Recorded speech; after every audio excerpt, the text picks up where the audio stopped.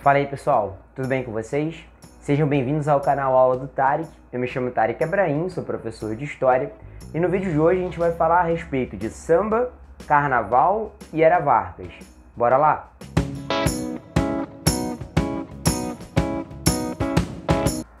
Eu tô gravando esse vídeo no sábado de carnaval do ano de 2021.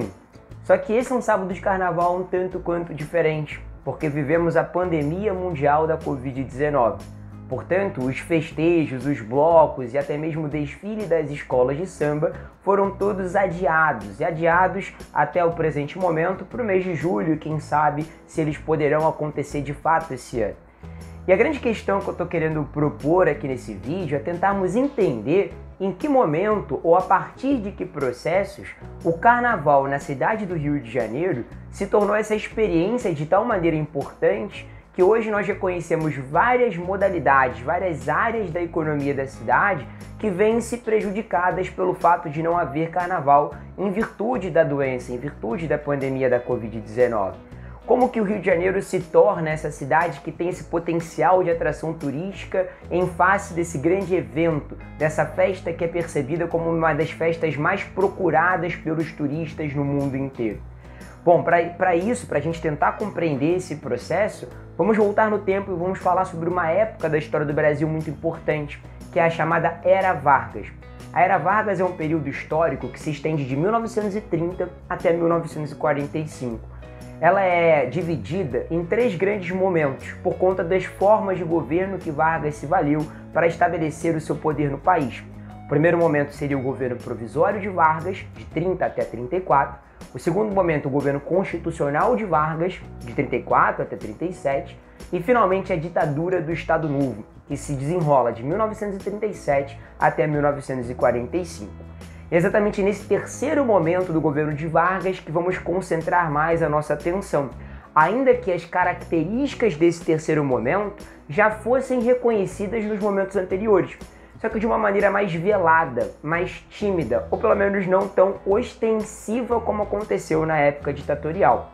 Que características são essas às quais eu me refiro? O governo do Estado Novo de Vargas ele vai se sustentar sobre três grandes pilares: a concepção nacionalista, a proposta de um desenvolvimento da indústria nacional, ou seja, o industrialismo, e finalmente uma aproximação entre Vargas e as camadas trabalhadoras. Por isso que nós conhecemos Vargas como um político trabalhista. Portanto, o nacionalismo, o industrialismo e o trabalhismo são os pilares do modelo político, do tipo de governo que Vargas levará adiante durante a sua Era Vargas e especialmente durante a ditadura do Estado Novo. Para poder fazer valer esse tipo de ideal, para poder desenvolver esse sentimento ufanista, patriótico, nacionalista exacerbado na sociedade brasileira, bem como também para poder valorizar o trabalho, valorizar os costumes relacionados a uma família tradicional, aquela concepção idealizada de que Vargas havia realizado do que deveria ser o cidadão brasileiro, para poder estimular também a alavancagem da indústria brasileira através do Estado, Vargas ele se valeu de alguns departamentos para poder fazer isso. Podemos destacar aqui dois departamentos chaves para a efetivação da política estado-novista. Seriam eles o DOPS e o DIP. O primeiro seria o braço violento do Estado varguista, o braço autoritário, o braço repressor, a polícia varguista que vai monitorar, que vai vigiar, que vai fiscalizar o comportamento das pessoas, se elas eram de alguma maneira contra o governo de Vargas ou se elas agiam dentro do seu cotidiano sem valorizar aqueles princípios que nós citamos. Principalmente sem valorizar aquela noção de serem trabalhadores, de serem pessoas que eram percebidas na lógica varguista como pessoas de bem. Enquanto o DIP, o Departamento de Imprensa e Propaganda, ele está mais voltado na consolidação da imagem por trás desse governante. A ideia de culto ao líder e a ideia de exaltação da pátria são chaves para a atuação do Departamento de Imprensa e Propaganda, que exercia um grande controle sobre o que era veiculado nos meios de comunicação de massa, em especial no rádio e na grande imprensa, nos jornais, e também fazia a censura em relação às manifestações culturais. Por exemplo, para que você pudesse publicar um livro, para que você pudesse colocar no rádio uma música sua, um samba seu, você precisaria submetê-lo à aprovação, à censura prévia por parte do Departamento de Imprensa e Propaganda. E aí que entra o título do vídeo, aí que entra a nossa análise-chave no dia de hoje. O samba e o carnaval foram apropriados por esse governo autoritário de Vargas para poderem conseguir consolidar essas imagens, para conseguirem propagandear os valores que Vargas defendia como devendo se tornar os valores de todos os brasileiros. A ideia de amar o país acima de tudo, de enaltecer a pátria, de ter esse nacionalismo exacerbado e também de enaltecer os valores dos trabalhadores, do operário, aquele cara que vai se orgulhar de passar uma jornada longa de trabalho na fábrica para conseguir o seu sustento e para poder defender a sobrevivência da sua família. E é interessante como que o samba ele vai ser ressignificado, ele vai ser apropriado pelo governo e vai passar a assumir novas feições, novas manifestações. E eu me refiro a isso, por exemplo, dá uma olhadinha nessa charge que vai aparecer para vocês aqui, uma charge publicada logo no início dos anos 30, que evidencia aqui essa tônica de uma mudança de perspectiva em relação ao samba. Na charge nós conseguimos observar um popular que está vindo do morro, que está vindo da favela, tocando o seu violão, fazendo aqui uma marchinha. E do outro lado da imagem nós temos Getúlio Vargas carregando uma mulher com poucas roupas, que usava um capuz escrito 1930 e falando: "Não faças caso, são as novas cantigas de carnaval".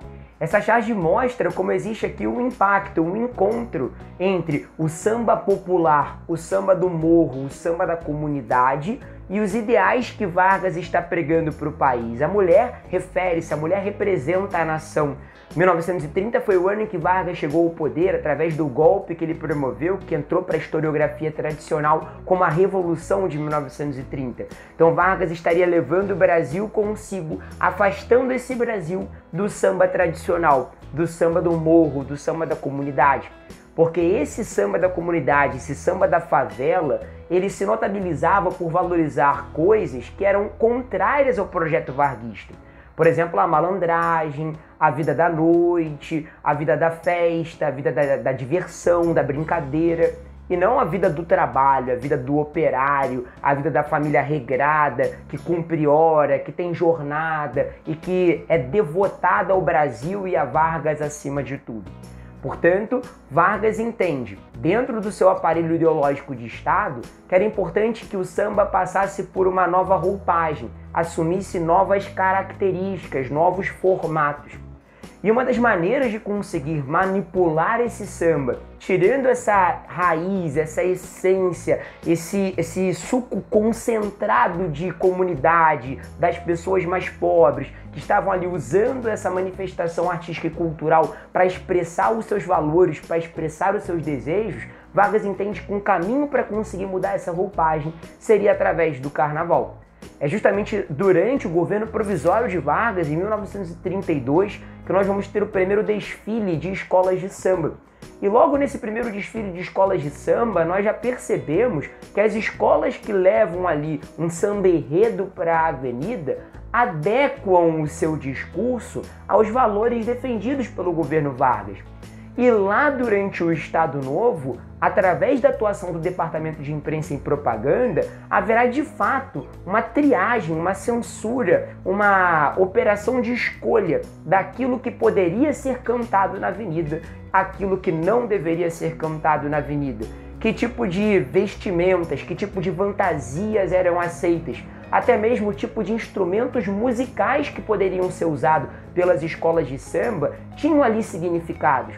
À época, era proibido o uso, por exemplo, de instrumentos de sopro, porque Vargas entendia que esses instrumentos de sopro seriam um estrangeirismo, seria uma influência de outros tipos de formatos de música, de execução musical que não são brasileiros, não são genuinamente nossos.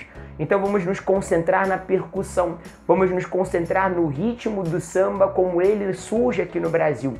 como ele surge entre as camadas populares, tanto lá no Nordeste, lá na Bahia, como aqui no Rio de Janeiro, mas adequando a mensagem que vai ser enunciada. Essa mensagem vai ter que ser a do samba exaltação. Exaltação do quê? Exaltação do governo de Vargas, exaltação das conquistas levadas adiante por esse presidente, exaltação das belezas naturais do Brasil. E aí nós temos o exemplo clássico da música Aquarela do Brasil. A música Aquarela do Brasil é o típico samba exaltação, como nós o definimos, uma vez que a preocupação do autor, a preocupação do compositor não é descrever uma vida difícil das pessoas pobres do país, não é descrever que tipo de circunstâncias essas pessoas tinham que encarar no seu cotidiano, mas é sim marcar aquilo de grandioso que havia no Brasil, marcar as nossas paisagens naturais, marcar como somos um povo privilegiado. Basicamente, esse uso político do carnaval, esse uso político do samba adequam-se a todo um projeto que estava em vigor nas relações políticas, sociais e econômicas brasileiras e nos ajudam muito bem a entender as características basilares, os pilares da Era Vargas. Vamos recapitular? Esses 3 pilares são o nacionalismo, o industrialismo e o trabalhismo. E se as pessoas pobres gostam de samba, se as pessoas pobres gostam de celebrar o carnaval, que o façam à nossa maneira, que o façam sob o controle das instituições do Estado, cantando o Brasil como ele deveria ser, não o Brasil como ele de fato era, enunciando valorização ao governante, não podendo ter espaço para elaborar críticas ou ironias em relação ao governo Vargas. Bom, o vídeo de hoje foi para entendermos como manifestações culturais e populares, como o samba e como o carnaval, podem ser manipuladas por autoridades e por instituições. Para nós entendermos que tudo aquilo que vivemos no nosso cotidiano e que assume novos significados, o carnaval de hoje não é o carnaval da Era Vargas, é um carnaval bastante diferente. É um carnaval que está muito mais voltado a questões da ordem econômica, do capitalismo, do turismo e também da ordem social, representando as suas comunidades. Os grêmios recreativos de escolas de samba têm essa identidade com as suas comunidades muito forte, mas que naquela época o carnaval foi pensado, assim como o samba, como formas de instrumentalizar o controle sobre a sociedade e a hegemonia do projeto varguista para o Brasil. Beleza, pessoal? Se vocês gostaram desse vídeo, não se esqueçam de curtir esse vídeo, de trazer os seus comentários. Se quiserem sugerir novas manifestações culturais para que a gente analise, ou até mesmo outros gêneros, outros estilos musicais para que a gente possa comentar. Afinal de contas, temos muitas coisas interessantes para mencionar, desde a música clássica, passando pelo funk, pelo jazz. Existem várias ilações interessantes para fazermos, trazendo aqui um pano de fundo histórico. Se vocês querem vídeos como esse, por favor, comentem aqui, compartilhem os nossos vídeos, bem como não se esqueçam de se inscreverem aqui no canal. Valeu, galera. Até a próxima aula. Tchau, tchau.